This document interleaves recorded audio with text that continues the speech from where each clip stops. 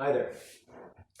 So today's lecture is about the Ars Nova, which means new art. And this term refers to a period within music history at the very end of the Middle Ages. And that is to say, the 14th century, the 1300s, which is the last full century of the Middle Ages. And this term, Ars Nova, really refers only to a period within music history. That is to say, if you were to talk to one of your history professors about the Ars Nova period, they would probably have no idea what you're talking about. The term Ars Nova itself comes from the title of a book that was written by a composer/theorist named Philippe de Vitry. And since this book described some of the new technical features of music in the 14th century, since it was called the new art of music, Ars Nova Musica, this term sort of came to stand for the 14th century in music. I'm going to talk about what is new about music. There's one big thing that is new about music in the 14th century. I'm going to talk about the most important composers of that time. But first, let me give a little bit of historical background to the 14th century or the 1300s. I said before, in probably the last lecture and the one before that if you had to go back in time and you were forced to live in the Middle Ages, maybe a good time to do so, relatively speaking, would be the 12th century, 13th century, maybe in Paris, because things were going relatively well during that time. There was progress, there was a new style in architecture, a new style in music, polyphonic texture is emerging and sort of being perfected. And we have, for example, the University of Paris. Now, unfortunately, this sort of little renaissance, as it's sometimes called, the 12th century Renaissance, is followed ultimately by the 14th century, which is about the worst time in the Middle Ages that you could choose to live. The 14th century, unfortunately, was characterized by a number of different crises, one of which you're surely somewhat familiar with, and that is the Black Death, the Bubonic Plague, which began to appear in Europe in 1347. It spread in 1348 and 1349, and by the time it was through, something like 1/3 of the population of Europe had been wiped out by this plague. And as if that wasn't bad enough, and it certainly was bad, and it was disruptive as well, because the people that it tended to wipe out, of course, remember, 95% of the people at least are commoners, the people who do all the work. Many of those commoners, of course, are serfs out in the countryside, but some of them are, let's say, craftspeople living in the cities. And of course, the disease spreads much quicker in the cities. Now, cities back in the Middle Ages were much, much smaller than they are today. But nonetheless, there were cities, and these cities were devastated by the plague. And this caused sort of a disruption in the labor market, because a lot of the people who were skilled at making things, that's what cities were for, in a sense, is where skilled artisans and tradesmen and craftsmen of all kinds did their thing. Well, if those people are dying out, that creates an opportunity, an opening for maybe people who are still on the land to come to the cities and learn new trades, causes disruption in the social order, because that means there are fewer serfs or peasants. So it's a destabilizing effect. Just the plague itself, of course, bad enough, but there's a destabilizing effect that comes afterwards. And in some sense, that destabilizing was actually good for the people who survived, because then the price of their labor was higher because there were fewer people to do it. But in addition to the bubonic plague, which at the time, people just thought it was the end of the world. They had no idea what to do. Of course, science, such as it was in its infancy. Doctors really didn't know what they were doing. There was really nothing they could do to help you. Of course, who would you turn to at a time like that? Maybe the church, right? Because for one thing, remember that the clergy were the most educated class of people. And also, for example, those professors of medicine in universities were all members of the clergy. Remember, the faculties of all these universities were monks or priests. They were the only educated people, so they were teaching at the universities. Right? And yet, unfortunately, the church goes through a major crisis during this time. This is another one of these big disruptive crises in the 14th century. The church essentially splits in two for a while. There's a period of time when you have the papacy, that is the headquarters of the church, moves out of Rome for a while and is based in Avignon, France for several decades. And then there's a period of time where there are two popes, a French pope and an Italian pope. The church is split in two. This is known as the Western Schism. For a while there were two popes, and everybody kind of had to line up behind one pope or the other. And this caused a great weakening in the church. People still, of course, believed in God. They still had a very strong faith, but their faith in the clergy, in the church as an institution, suffered greatly because you had these two popes, bitter enemies of each other, each one excommunicating the other and all of the followers of the other pope, and so everyone kind of has to choose sides. Right? In addition to, and if that wasn't bad enough, you have the 100 Years' War going on between France and England. It wasn't exactly 100 years of continuous war, but on and off, for actually a little over 100 years, France and England were at war. And that war was fought really on French soil only. The English ultimately lost the war, but the war was fought in France, and it devastated France. And it sort of led to a beginning of a decline in French influence and power. So Paris, for example, was really, as we get into the 1300s, no longer perhaps the intellectual, cultural center of gravity that it had been before. And instead, that role shifts to Italy. And as we see Italy emerging during the Renaissance and becoming a cultural leader. So that will be something I talk about next lecture when we talk about the Renaissance.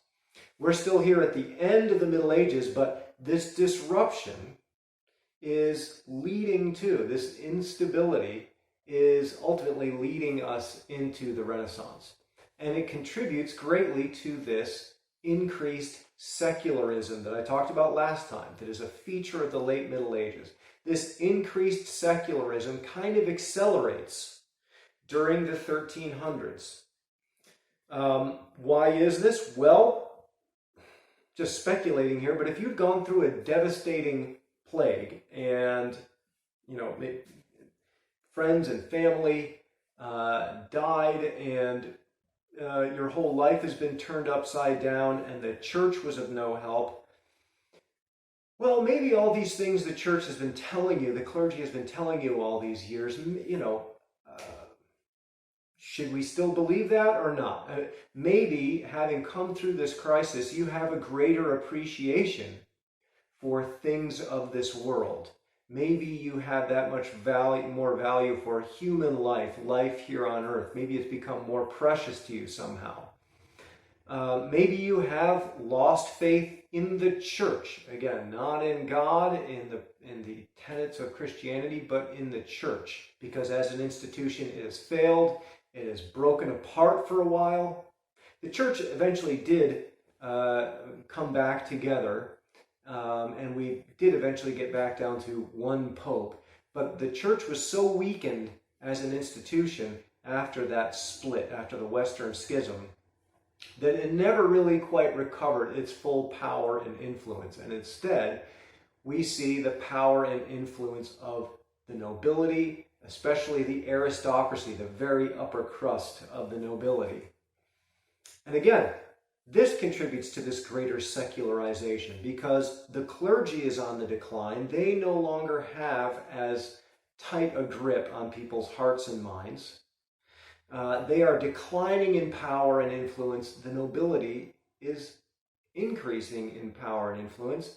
And what do the nobility want? What do they value? What are they into? Well, of course, they are still religious. They are still pious. But they are also interested in things of this world. They are interested in art, in music, in literature, right? In everything that this life and this world has to offer. So this is the beginning of a sort of a new attitude, a more secular attitude, which reflects the values of the rising nobility rather than that of the declining clergy. So all that is sort of setting the cultural backdrop of the 14th century.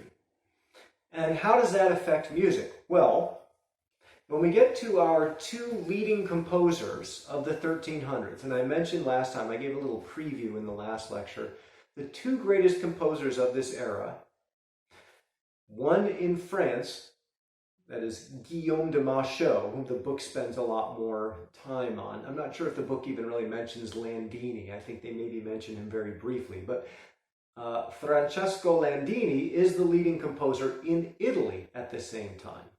Right. Remember, this is a time also when the musical, cultural, intellectual, whatever, center of gravity is kind of shifting from France to Italy.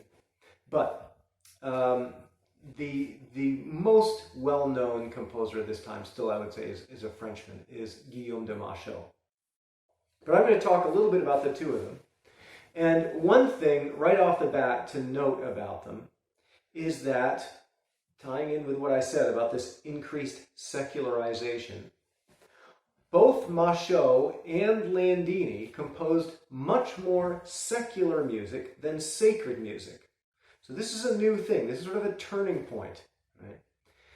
Before this time, let's say, going back to Gregorian chant, the great composers of organum, Léonin and Periton, Hildegard of Bingen, the greatest composers, the serious composers of an earlier time, all were members of the clergy and focused exclusively on sacred music. Sacred music was considered the only type of music that was important enough to write down. And the people who could read and write music, again, were pretty much the clergy. Well, that begins to change. So we get into the later Middle Ages, as the nobility becomes more educated, more cultured. We see the beginning of the Troubadours, for example, in the 12th and 13th centuries, right? And that's part of this, again, this trend towards secular things. But now, in the 1300s, the two greatest composers, and they're not amateurs either, they are, real professionals. They aren't sort of like gifted amateurs the way that the Troubadours were. Right? Remember, the Troubadours were primarily knights who, as sort of a hobby or a pastime, composed songs. But Machaut and Landini were sort of like serious trained musicians, and yet they focused almost exclusively on secular music. Landini, over here in Italy, seems to have composed no sacred music at all. That is, there is no surviving sacred music by Landini.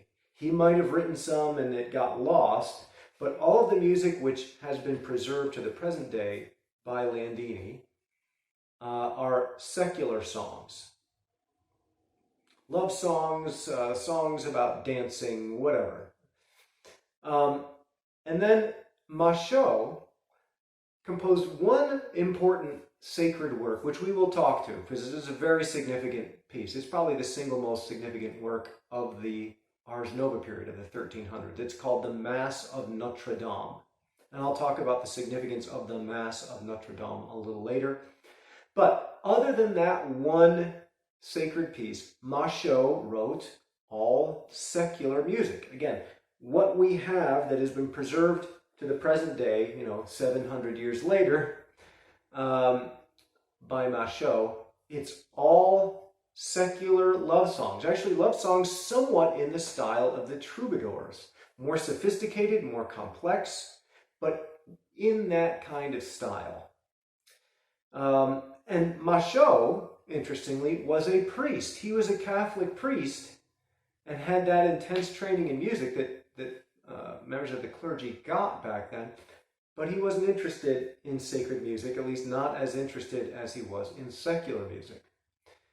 I'm going to talk a little bit about Landini first, and then I'll talk about Machaut. I'll spend more time on Machaut. Landini, interestingly, was contracted, I think it was probably scarlet fever, some kind of, it had some kind of a ailment and a high fever when he was still a toddler, and although he survived, it left him blind.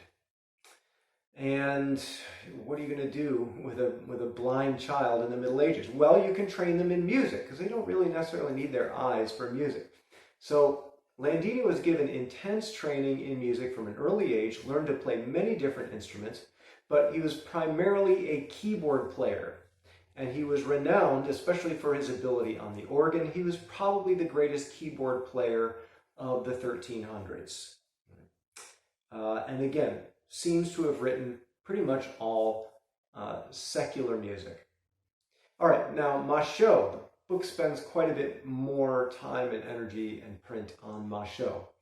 For one thing, as I mentioned last time, Machaut was both a poet and a composer, and probably the greatest composer and poet in the French language of his day. And although he was a priest, he was not like a parish priest, the way we think of a priest today. His career, much of his career was spent as a sort of a chaplain and secretary in the court of high-ranking members of the nobility. For a while, he was the chaplain / secretary of King John of Bohemia. And I believe he worked for a number of other high-ranking nobility. So he was a courtier, right? I talked about courtiers last time, and Machaut moved in those very elevated circles and knew all about that life of courtly love and intrigue. And as a matter of fact, as the book mentions, when Machaut was in his 60s, he apparently fell in love with a 16 or 17-year-old young noblewoman named Perron. And apparently he and Perron kind of hit it off because they wrote letters back and forth to each other. And Machaut would write poems and songs and send them to her. But as the book mentions, eventually this relationship kind of came to nothing, as you might expect, given that it's between a 60-something-year-old man and a 17-year-old young lady. So this relationship came to nothing, and Machaut was apparently left heartbroken. So he did what anyone would do in this situation. He compiled all of his copies of the letters that he wrote and that she wrote, and the songs and the poems that he wrote, and he put them together in a book and had this book published. It was called The Book of the True Poem, or The Book of the True Tale. And it includes the song by Machaut, which I'm going to post a link to it in my saved videos, and I'll also put a link up on D2L. And this is the song Puisqu'on oublie, for which there is a listening guide here in your book on page 79 if you're using the 9th brief edition. Now, this song by Machaut is is in the style of a troubadour song as far as the lyrics go. Remember I said all the troubadour songs tend to be about sort of like love that is not returned, or love that ultimately leads to heartbreak. It's not like happily ever after type love. Well, here are the words to Machaut's song. And again, he's kind of addressing this young lady that he fell in love with. The first words, by the way, puisqu'on oublie, are simply, the title is simply the first few words of the song. And this is true of pretty much all music of the Middle Ages and Renaissance as well. There usually wasn't like a separate title to the song. That convention had not really come about yet, and the first few words of the text, or the lyrics, are in fact the title. Right. Okay, so, puisqu'on oublie. Since I am forgotten by you, sweet friend, I say farewell to joy and a life of love. Ill-fated was the day I placed my love in you, since I am forgotten by you, sweet friend. But what I have promised you I will maintain, which is that I shall never have any other lover. Since I am forgotten by you, sweet friend, I say farewell to joy and a life of love. So the lyrics are very much reminiscent of troubadour songs, but the difference is this is much more sophisticated. First of all, it is polyphonic in texture rather than monophonic as the troubadour songs were. Remember, the troubadour songs only had one melodic line.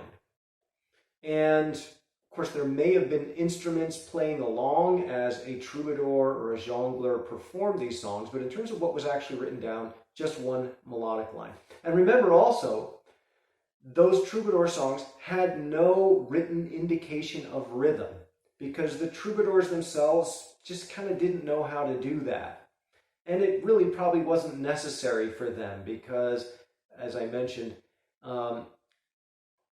these songs were poems set to music, and poems in those days had a meter, and the meter can kind of give us a clue as to what the rhythm might be, but it's all pretty vague, right? This piece by Machaut, the rhythm is not vague. It is extremely specific and extremely complex. And here I'm getting around to what that new feature of music in the 14th century is that gives us this term, Ars Nova. It has to do with rhythm. In the 14th century, a system of rhythmic notation develops, that is, ways of writing rhythm, where now, all of a sudden, you can specify any specific rhythmic pattern you want. You are not limited to the old rhythmic modes that I talked about in the previous lecture on organum. Now, we have to kind of keep our timeline straight here. Right? Organum, remember, begins, back in maybe the 9th century or so, around the year 800. Starts off very simple as parallel organum, and then evolves over time until we get to, let's say, the 1100s, the 1200s. And we have the most sophisticated type of organum, Notre organum. And Notre organum uses those rhythmic modes. Now, it does have a specific rhythm, but it's very simple and repetitive because the composers of the time used those 6 different rhythmic modes. And the way the rhythmic modes, remember, the way they worked, it was kind of like Morse code. You had only 2 different note values, short and long. And if you put together combinations of short and long, or long and short, 2 shorts and a long, or whatever, and you could string them out in a long series, that's how you come up with your rhythm. That's the rhythmic modes. I also compared it to Legos. Like you've got a big box of Legos, but you only have 2 different pieces, a small one and a big one, right? It kind of limits your possibilities. Well, now the Ars Nova method of writing rhythms allows you to do anything. It's sort of like you got the new modern Lego set that has many, many different types of pieces, every piece you could think of. And as a result, music in the 14th century is much more rhythmically complex than it had been before, let's say in the 12th and the 13th century. Simply because this new system was available, composers like Machaut and Landini took full advantage of this new system. It's like the kid on Christmas morning with the new Lego set, building all kinds of crazy, fantastic, complex things just because he can or she can, right?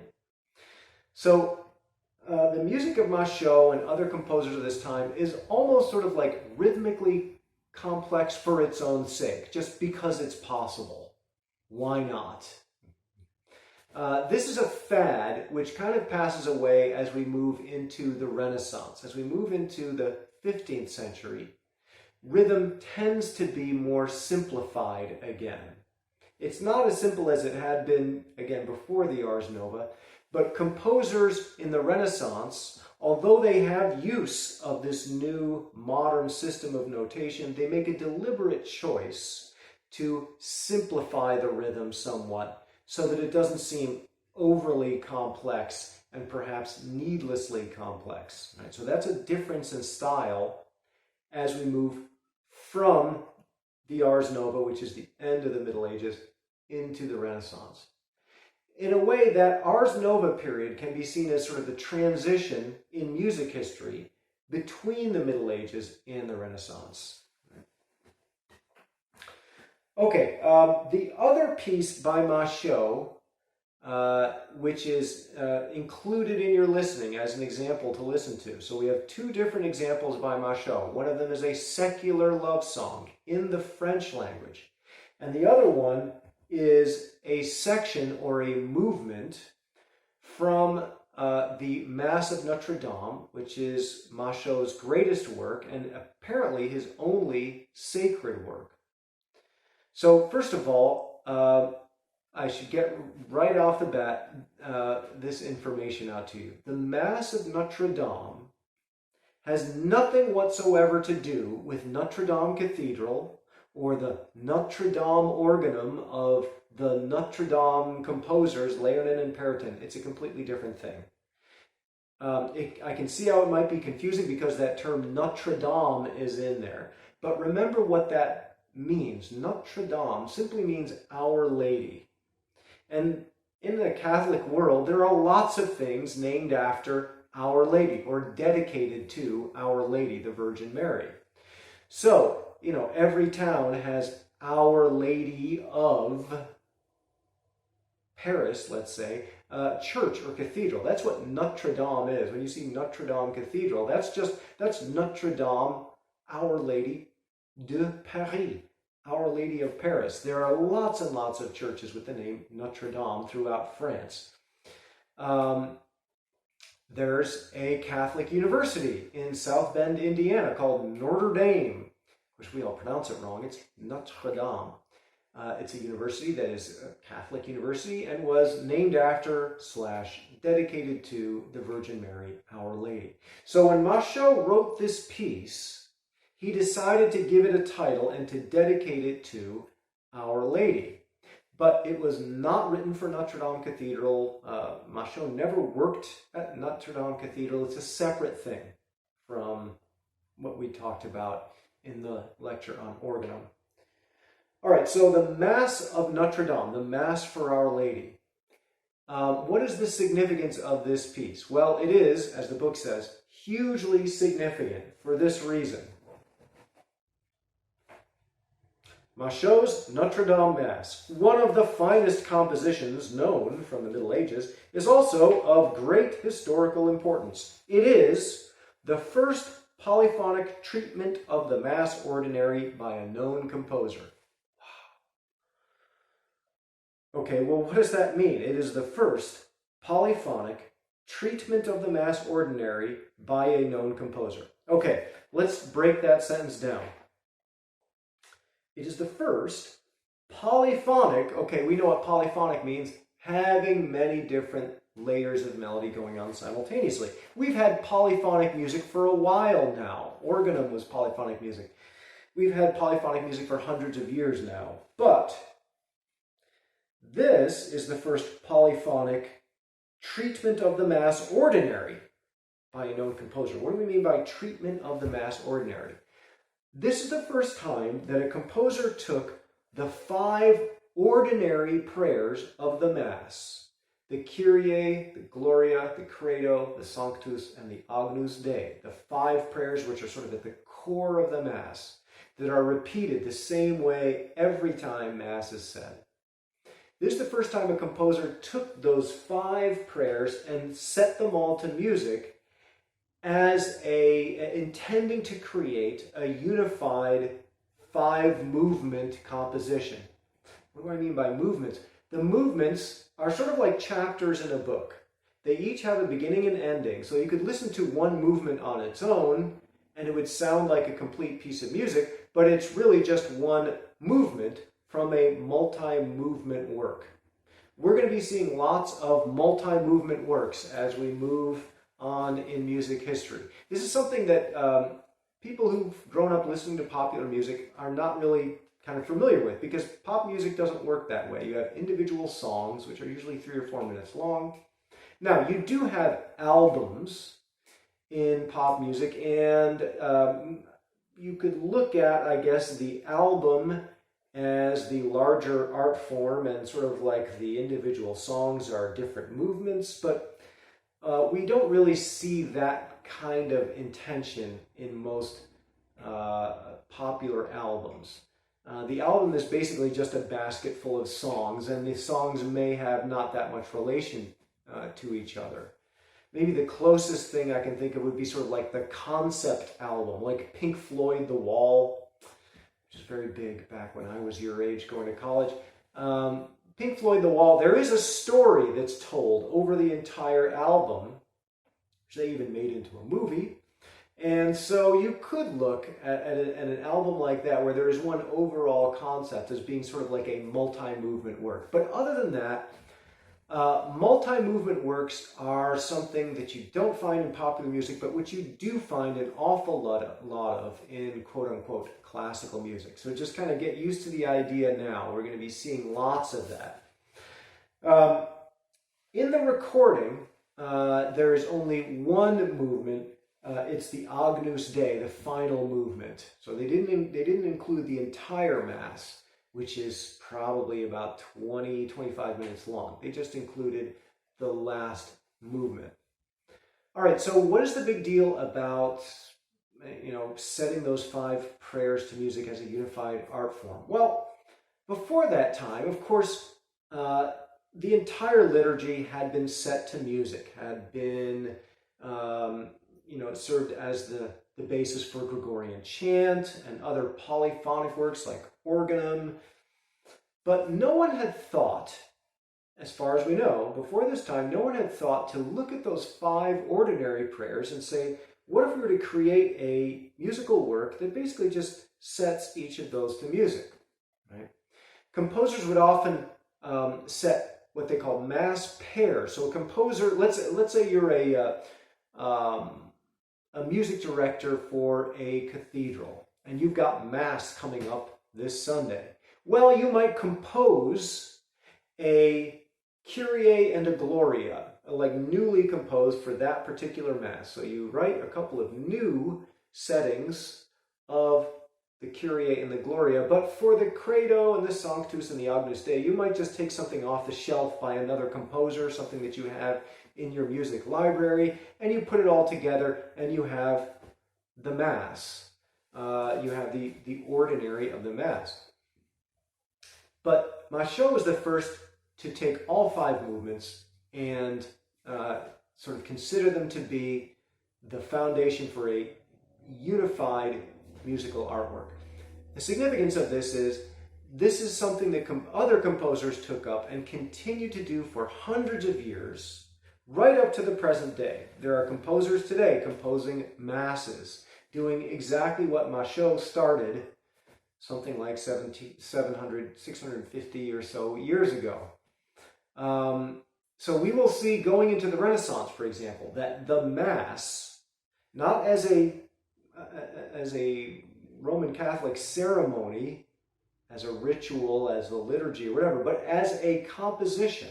The Mass becomes like the major, large-scale, serious, sacred composition that composers of serious music kind of have to undertake, if they want to be considered serious. And so we'll get to composers like, for example, Josquin and Palestrina, who composed hundreds of masses, who took those same 5 prayers and set them to music hundreds of different times. Mozart wrote many masses. Beethoven wrote masses. Right? Composers that you've heard of wrote masses. Even J.S. Bach, who was not Catholic, wrote one of the greatest musical settings of the Catholic Mass. Why? If he wasn't Catholic, he was a Lutheran. Because the Mass was a serious work that every composer, a serious type of work that every composer felt like he should at least